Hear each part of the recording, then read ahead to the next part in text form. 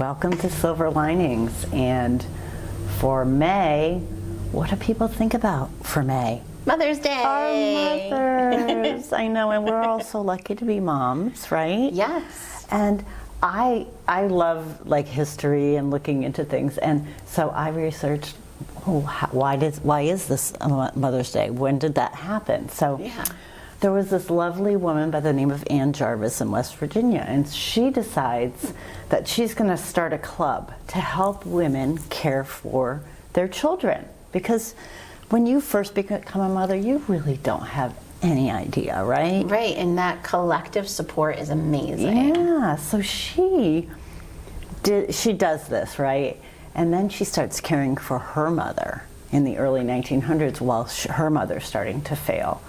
And she loves her mother dearly and really never becomes a mom herself, but after she loses her mother in 1905, she's like, why can't there be a day to recognize and honor our moms? Because it meant so much to her. Her mom meant so much to her and the cause that she stood for. So finally in 1914, Woodrow Wilson made it so. So that's when Mother's Day came to be.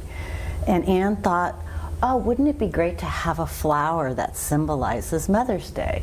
So she, I guess, dedicates the white carnation, and so starts this crazy commercialization of Mother's Day. All of a sudden, the FTDs and the Hallmarks and the Mother's Day brunches take over. And even early on, Anne puts her foot down and says, no. She tried to actually get it taken away because she did not. She said that's not the true meaning. And I think a lot of us have our own way of celebrating Mother's Day, and I know for me, I've always gotten into buying the card, but her true purpose was like, why aren't we making our own cards or just sharing, what we do appreciate about our moms? I mean, I guess sending a card is a nice thing, but spending that time with each other is probably the best. Yeah. How about you guys? What's your take on that whole Well, thing? I can definitely share that Mother's Day definitely had a shift in my entire family when my grandmother passed. So that very first Mother's Day after her passing, it was all of us adult female cousins and our moms, so moms/aunts, all started to get together on the Saturday of Mother's Day weekend. And we would choose different waterside towns because we all love being by the water. We love shopping in little local shops. And we also would go to museums. We would go to the beach. We would just choose different locations every year.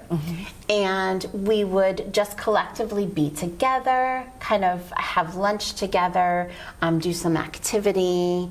I love that. So you made it an event in and of itself, but it didn't center around the commercialization of Mother's Day. What about you, Diane? So these days, Mother's Day are a little sad for me because I lost my mother, oh gosh, I don't even know how many years ago now, I guess 16 years ago. It really goes way back. She was very young to lose her life back then.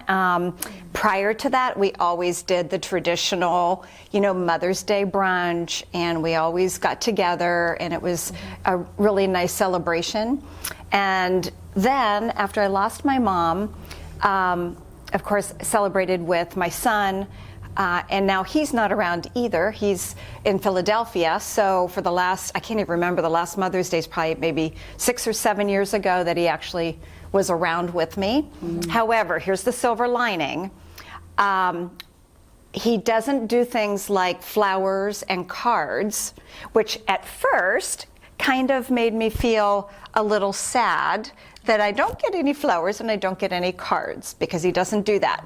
However, what he does is he always posts something on social media that's beautiful and surprising and just melts my heart. And just says something beautiful about our relationship and about me.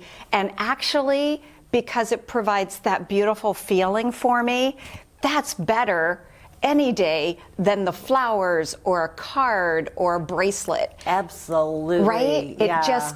And that's from the heart. Came straight from the heart. And then I do something for myself. I usually do, like, buy myself some flowers. And since we live in this beautiful community, I try to go for a walk by the ocean or do something to celebrate me, because I can make myself feel, how I need to feel and celebrate myself. It doesn't have to come from the outside. I don't have to wait around as a mom and say, when am I going to get some flowers, or when something's going to happen?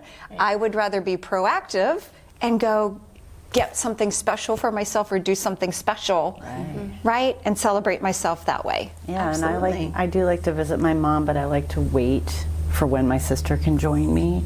Okay. And that's usually on the Monday after. So, that makes it special too, because it really is about how your family can appreciate each other. Right. And so it isn't all in how you choose to do it, and there is no right or wrong way. And I love on Facebook when I see people posting, my fur baby, gave me a Mother's Day card, of course, you know what I mean, or something, because we're all maternal, and whether you actually have a child or you're mothering somebody as a teacher, or you're mothering somebody as a, as a therapist, or you've mothered somebody, that's a fur baby. I mean, we all have that instinct in us, and we all, I think, really just get a lot out of being mothers. Yeah. So happy Mother's Day to all the moms of students, of children,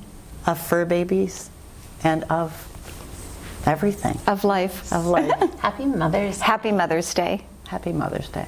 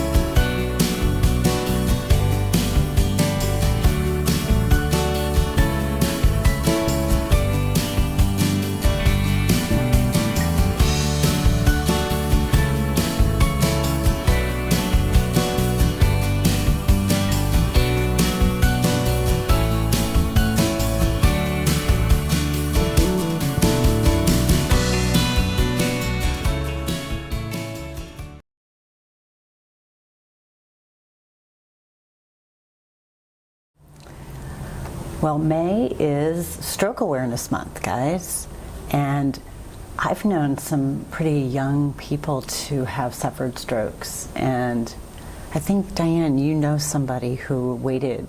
My father. Right. He was out because he didn't recognize the signs. mowing the lawn and fell down and crawled to the house and wouldn't go to the hospital for about 3 days. Right. And it was too late. So it's so important. This does relate to cardiovascular health, but this, there's a quick acronym that I'm just going to review, and maybe you guys can, act it out a little bit or not. So it's FAST, F-A-S-T. So the first one is if someone's kind of not looking right and you're wondering what might be going on, and they might be confused or something, so you're going to look at them and see if their face might be drooping. Ask them to smile. And if maybe one side of the face isn't quite doing what the other side is, it's asymmetrical, that's a sign right there. Okay. That's sign number one. Okay. Then arm weakness. So ask them to lift both of their arms up, or if one arm is just kind of like shoulders kind of drooping to one side and the other one isn't, or if they can't seem to lift them both at the same level, there's another sign. Speech slurring. So if you ask them to say a simple sentence, or say their name, or I want to go to the park, or whatever the sentence is. Nothing complicated. They should be able to repeat it back without slurring it. Okay. Okay. So that's number 3. That's number 3. So just those 3 together. Any of those that are off, the T is time to call 911. Because as Diane said, the quicker you can get them to the hospital and get them assessed, the more likely their recovery is going to be on par with 100% versus 90% versus whatever. So those are real simple to remember. FAST, the smile, the arms, and the speech. So Thank you. I wish I had known that before, when my father was having problems. And it's an awareness that they too can, knowing it when you're going through it too. I mean, you can look in the mirror and do those things and know to act, because I think you can usually dial 911 when you're going through that as well. So. And I think also a little bit like if you start slanting or even walking, if you're not walking straight up, but notice you're kind of leaning as you're walking, that's another sign too. Absolutely. I think if that were probably happening, you might tend to fall over a little bit. Yeah. Yep, absolutely. So definitely to try to take care of yourselves to avoid any of these symptoms, but things like this can come on, and we hope that you'll be aware of it with FAST. Thank you, Lynn. You're welcome. Thank you.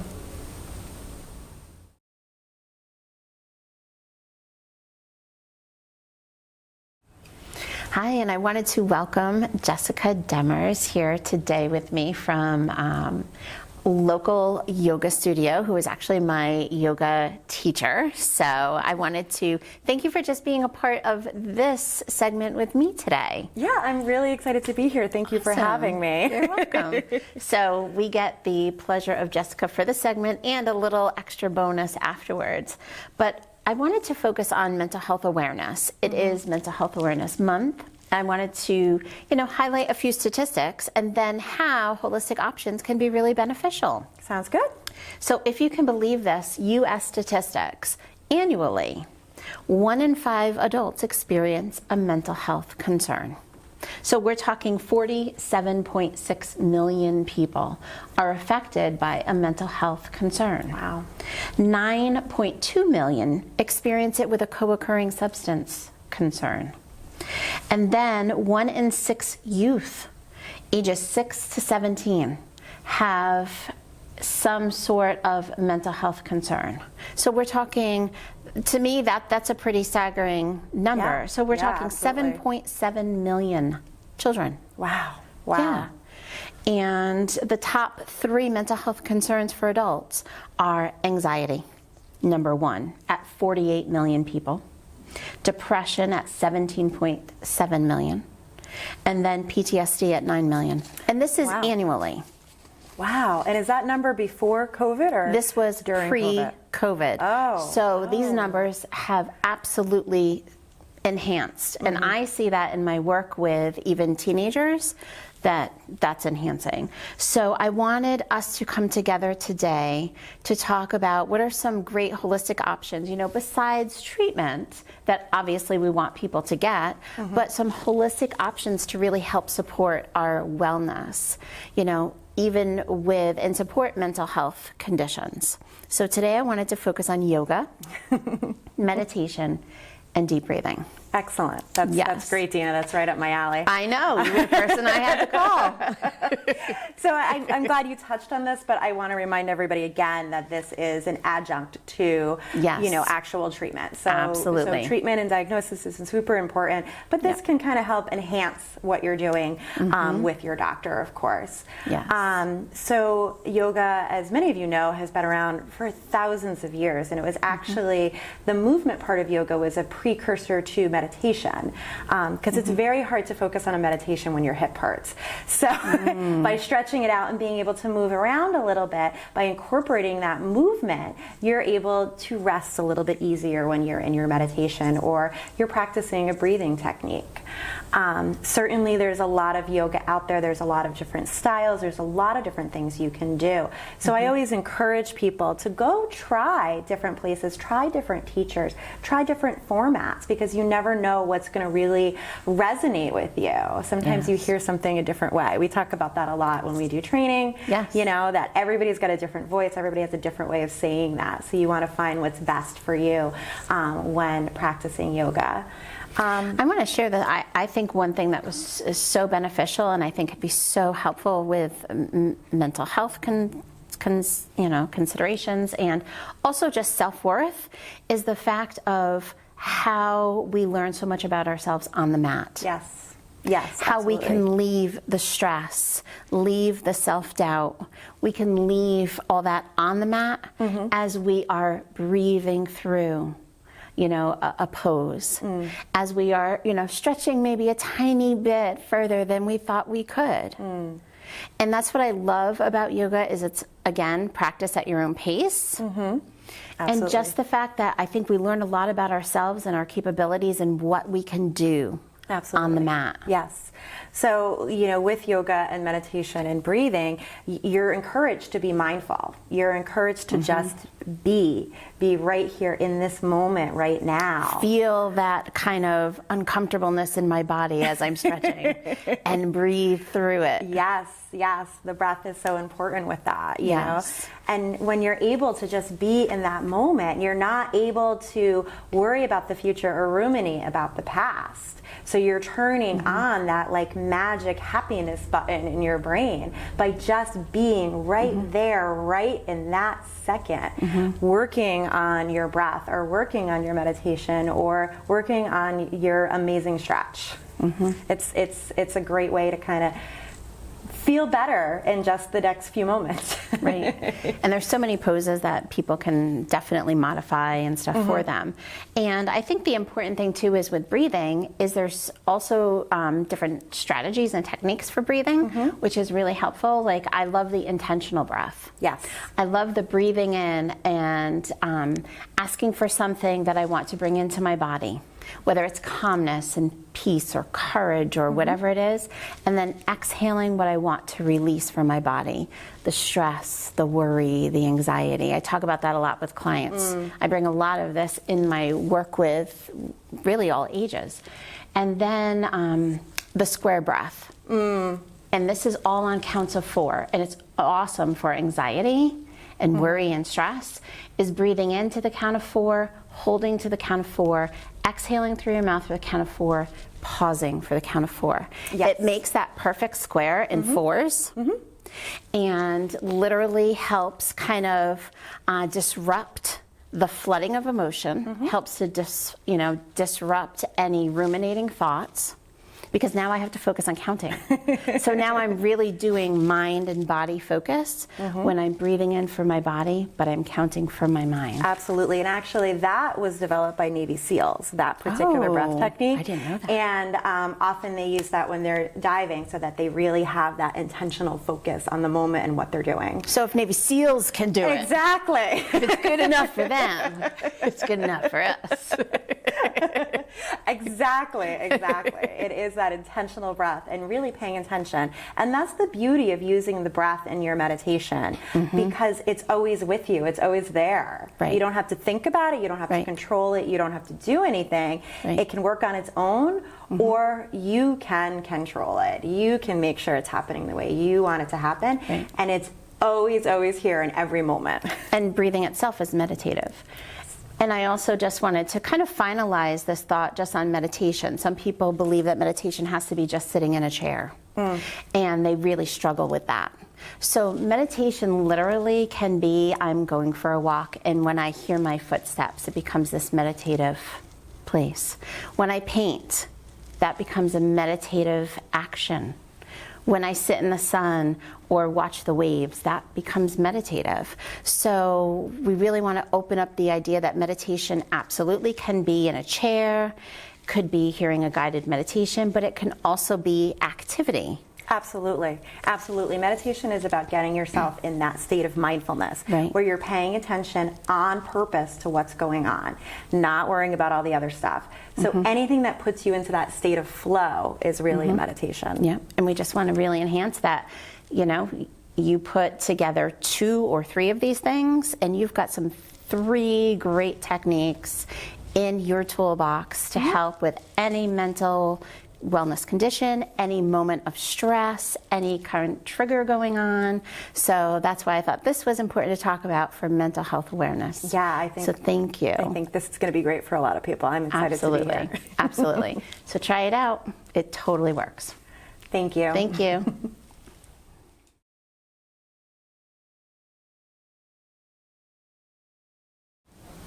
We are welcoming Jessica back. We got the whole crew back. And we are now going to focus just to kind of honor the fact that it is Employee Fitness Awareness Month. Yeah, and now that everyone's been working from home so much and sitting some more and sitting some more, we know Jess has some great things that we can do while we're on calls and in between we're on calls when we really don't have enough time to actually get outside. Right, Jess? Yeah. I mean, I know I could be using that time a little better, so. And I've been zooming and zooming and zooming and zooming. If there was a way that you could teach me how to do my yoga and I'm still in the square and nobody knows, right, that I'm actually doing yoga, that would be amazing. Yeah, I would love that. absolutely, absolutely. So we are going to today talk a little bit about chair yoga. Yeah, so I'm super excited about this. Thank you so much for having me on. So I'm going to show you a few yoga poses. Now, if you'd like Diane, you could get into your yoga garb over here, or you could stay in your work clothes. You could do either or. This is all about staying in that chair. We're going to do some things that you can do really discreetly so nobody knows on your Zoom call that you're working out. And then we'll do some things that you can just kind of do in between calls just to make sure that you're moving a lot, because sitting can be really tough for our bodies. So I just want to start. Let's talk about how we sit. So I always recommend that we kind of sit forward in our chair a little bit. We really want our feet to be flat on the ground. We want to have that connection into the earth. Now, I have short legs, so I had to scoot up. right? Yeah, I have to scoot up. I don't have that problem. Okay. So also, if you have a higher chair, you can always put something under your feet. Like I use yoga blocks in my desk chair. I use yoga blocks under my feet, but you can use a box or whatever. Shoebox. Yeah, a shoebox you got laying around. A kid's toy, whatever. It's But we want that grounding because we want something to be basically holding our legs up. Our legs are almost half of our body weight, so we want them to support it. And it's easier if we just support them with our feet than trying to use our hips or our core. Additionally, we want our spine tall. That's crazy important. Tall but relaxed. Using that core to kind of lift yourself up. So let's just start with a little bit of simple, gentle movement. You can do this anytime. We're just going to roll the shoulders. So it's super simple. I'm going to really exaggerate my shoulder roll, but you can do this super easy. Does this already feel good? Yeah. Yeah. Please join us at home and do this with us. Yes, because you're sitting in a chair watching. Or maybe not. They could be walking. They could be Standing. Technology is amazing. Yeah. And then maybe, roll the other way. yeah, So yeah. you're going to notice that maybe you are able to roll one shoulder easier than the other, or maybe one direction is different than the Is other. crunchy stuff okay? Yeah, on the shoulders? crunchy Okay. stuff, all of that is normal. Actually, crunching is good, that you're releasing those toxins. Okay. So we like crunching better than no noise Okay. sometimes. So letting those shoulders relax, and we always want to make sure they're down out of our ears. We don't want to be sitting like this. We want to really make sure that we're intentionally letting the shoulders drop away from the ears a little bit. And then we can do some rotation. Now, I'm a big fan of doing more than one thing at a time. So we're going to start with our wrists, but then you can also do your ankles at the same time. And this you can do discreetly under your desk during a Zoom meeting. Oh, I like it. Yeah. And I'm getting like crackle in the same direction every time. You can go the other way. We always want to do one side and then the other. Of course. Yeah. Good. So the other problem with Zooming and sitting at your desk all day long and using that keyboard is carpal tunnel. Yes. So let's do a little stretch for that. So we're gonna bring one hand out like you're holding a tray. It can be your tray of your favorite wine if you'd like. And Yes, that's perfect. you're gonna grab those fingers now and you're gonna pull them down. As you do, push your palm out in front of you. So push, push, push, push, push. So here, ladies, you should feel a stretch all in that kind of carpal tunnel area, getting that wrist in there. And doing this just for a couple minutes here and there in between your calls is gonna be super helpful. I love that. Right? It feels good. And then Absolutely. crossing underneath, grab your thumb. This is where I always confuse people, and pull back a little bit. Now we're getting that fat pad in the hand. I'm like hyper flexible. So That's awesome. it's like, wow. Good. And give yourself like a, 10 to 20 count on this. And then you can release, and maybe you're gonna rotate a little bit. I'm a big fan of rotating the wrists. And then of course we always do the other side. So we're gonna hold that tray out, pull those fingers down, and press that palm forward. Good. You ladies are all very flexy today. Love it. And then let's grab that thumb and pull. Oh, yeah, this Yeah, there you go. Yeah, I know. One side's always different than the other, and you can never remember what you did, right? I'm glad I'm not the only one. Yeah. How did I get there? A couple of surgeries on this thumb. It doesn't want to go that Be way. nice to it then. Yes, be always, kind. always be nice to your body. If something doesn't work, then don't do it. Modify it, change it. So a little rotation here, a little rotation there. Let's do a little bit of elbow stretch. Did you know you can stretch your elbow? Isn't that like crazy? So if you've ever played tennis and had tennis elbow, this is gonna help. So we bring our arms really close to our body. So my elbows are kind of tucking in towards my body. Hands are flexed, nice and strong, and I'm just gonna go up and down a few times. So this is gonna stretch all around the elbow. This is gonna get the forearm. I feel it. Bicep and tricep, right? Super simple. I hang clothes up and down a lot, so in my showroom. So Yeah. this actually feels really good. Perfect, good. Like good, this. good. Excellent. All right, so that's another one that you can discreetly do during your calls, and nobody has to know you're doing this. Good. So a little bit of upper body work. So I like to make sure that we incorporate some movement of the spine in basically every direction it can go in. So we're going to start with cat-cows, seated cat-cows. I love cat. I do Me too. too. Right? It's a nice stretch. Right, and it's a great way to start to sync the breath and the movement. But how do you do it talked in about a the breath. chair? Oh, it's great. Oh, yeah. It's my favorite. Yeah. So first, we're going to do cat. So we're going to bring our shoulders forward. Okay. Bring your belly button in towards your spine and tuck your chin to your chest. So here's your cat. Oh, okay. And then as you inhale, roll your shoulders back, bring your chest and belly forward, and angle your chin up towards that ceiling. Good. And let's go back and forth. We exhale, hollow out the belly. Inhale, open up to that nice cow pose. And just take your time going back and forth.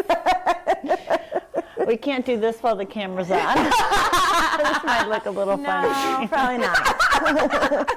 Or you could share this with your colleagues, like how valuable is this information? This would be great, a great way to start a call or Yeah. end, or Yeah. end Or a when call. you're ending a call, Yeah. you need to Stretch it out a little bit.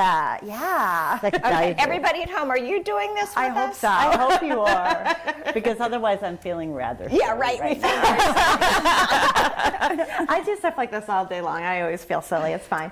So let's do a little bit of rotation. We're going to take Okay. one hand to our thigh, other hand behind us, stretching us back. Oh, that's good. Right? This one. So this is rotation of the spine. And then what you do to one side, you do to the other. So let's switch. Feels so good. Yeah. Good. That's my good, favorite good. so far. And then coming to center, we're going to do lateral extension. So we're going to bring one hand up, whichever hand you want, and we're going to tip over. Oh, I can't wait to see this in the replay. I bet it looks so good. I think we're like Synchronized. We're pretty coordinated. Come to center, bring it down. Other hand up and tip on over. Good. Good, good, good. Oh, I popped up too soon. That's okay. Okay. To center. Bring it down. And then I got one more for you. I got an amazing hip stretch that we're going to do. Okay, nice. So we're going to kind of cross our legs. So we're going to take our I can ankle tell. onto I our need this. thigh. I don't even know if I can get I up. already Let's see. feel it. Oh, Right? Just right there. Yes. gosh. Yeah, right? I need it. And can we, if we push down, is that Yeah, good? but if you push down, let me give you a tip. Push on your thigh, not on Okay. your knee, because we You really don't like wanna our hurt your kneecap knee. to stay Yeah. where it is. Yes. So That's a great tip. That would be a good tip. So we press on our thigh. That's Okay. that's a little bit more solid. Okay. And then if you want to up level this, ladies, very gently, you can go ahead and lean forward. Ooh. So I'm not really flexible. Is that all right? absolutely, that's all right. This is one of those that gets better over time. You do you, Diane. Yeah, exactly. That's what it's about. So I'm betting you can all feel that nice hip stretch. Yes. All right, let's come on up. That's a fabulous one. Highly recommend that. I do lots of walking, running, so Yes, that's why yes. I get so Yes, tight here. Absolutely. Anything with the hips is always going to help I us. almost did my knee again. Don't push on your knee. Push on your thigh, on your thigh, on your thigh. Absolutely. This feels so good. And then when you're ready, ladies, big inhale, and we'll exhale and fold forward. Wherever you can get to. Remember, one side's often different than the other, especially with those hips, especially if we've had them folded in for a while for the day. Good, and then we'll just nice and gently come on up. Thank you. So how I do you feel feel? energized. Energized. Yeah? I mean, wow, it's amazing what this does, just taking a little break. Yeah, And it's absolutely. amazing that I actually didn't have to get up to feel a stretch. So Right. those really did work. And so when you don't have time, You always have time. you always Absolutely. Yeah. When you Always don't have have time. time, you always have time. You have as much time as you think you do. Yes. That's what I like to tell people. Absolutely. Thank you. thank Thank you. you, Yes, ladies. that was Thank awesome. you so much. I'm really, really excited to be here. Thank you. Yes.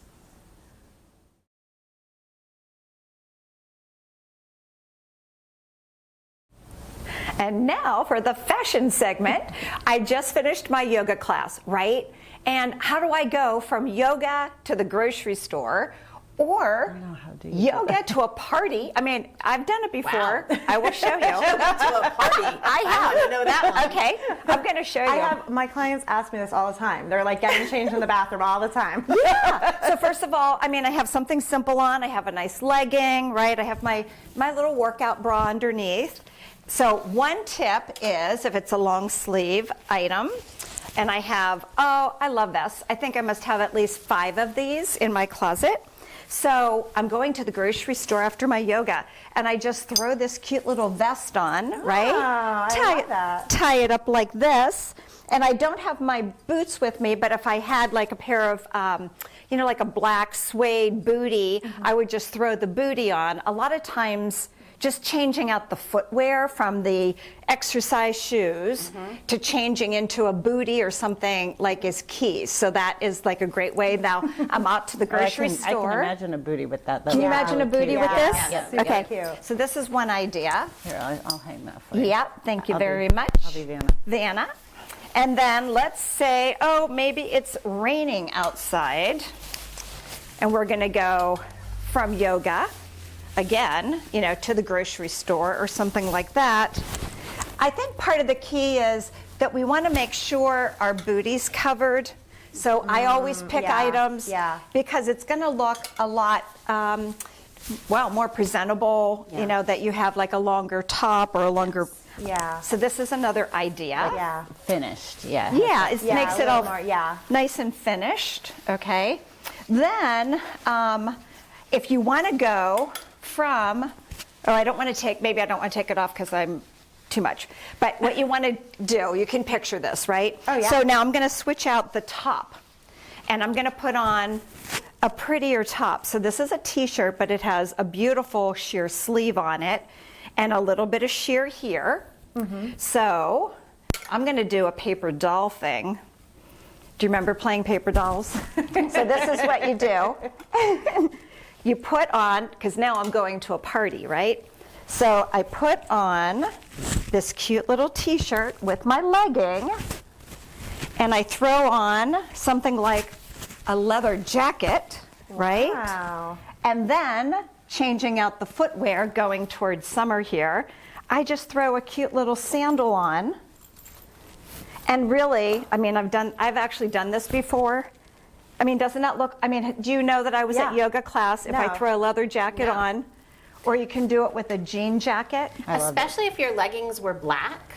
Yeah. You would have no idea that you just came from class. I like even something like that is just so neutral. Something like that it it's can a little really- bit fashionable, right? Yeah, very fashionable, very cute. Absolutely. Those are some really great tips, Diane. Thank you. So now, no excuse. You don't have to run home and shower. All you do is switch out your clothes and off you go to your next activity. Awesome. Saving time. Love it. Saving time. Yes, time value money. Yeah, there you go. Thank you. Yes.